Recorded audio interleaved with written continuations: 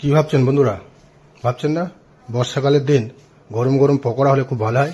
তাহলে চলুন, আজকের আমি এক ভালো রেসিপি নিয়ে চলে এসেছি। পালং শাকের পকোড়া কিভাবে বানানো হয় সেই রেসিপিটাই আজকে তোমাদের সঙ্গে আমি শেয়ার করব। চলো আজকের ভিডিও শুরু করা যাক। তবে পালং শাকের পকোড়া বানাবার জন্য আমাদের যে জিনিসটা প্রথম লাগবে পালং শাক, সেটাই আমি এখানে নিয়ে নিয়েছি। আর সেটাকে আমি এরকম ঠিক ছোট ছোট করে কেটে নিয়েছি। আর তার সঙ্গে নেব দুটো আলু আর দুটো পেঁয়াজ, সেগুলোকে আমি ঠিক এইভাবে কেটে নেব। আলু পেঁয়াজ কাটা হয়ে গেলে এগুলোকেও পালং শাকের সঙ্গে দিয়ে দিতে হবে। তার সঙ্গে দিয়ে দিতে হবে স্বাদ মতো নুন। নুনটা দিলে দেখবে সবজি থেকে কিছুটা জল বেরিয়ে আসবে।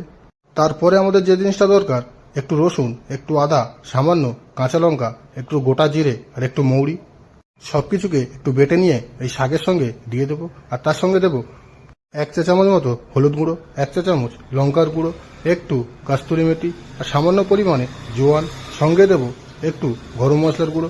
দেওয়ার পরে এটাকে ভালো করে আমরা মিক্সড করে নেব। তারপরে দিয়ে দেবো 300 গ্রাম বেসন আর 100 গ্রাম চালের গুঁড়ো, সঙ্গে দেবো সামান্য পরিমাণে জল।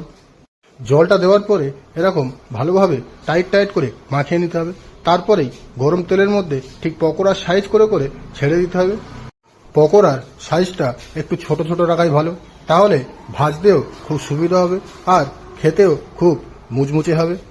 তারপরে এই পকোড়াগুলোকে প্রায় 7 থেকে 8 মিনিট ভেজে নেওয়ার পরেই রেডি হয়ে যাবে আমাদের পালং শাকের মুচমুচে পকোড়া। তা বন্ধুরা, এই ছিল আজকে আমাদের রেসিপি। তোমাদের এই রেসিপিটা কেমন লাগলো অবশ্যই কমেন্ট করে জানাতে ভুলবেন না।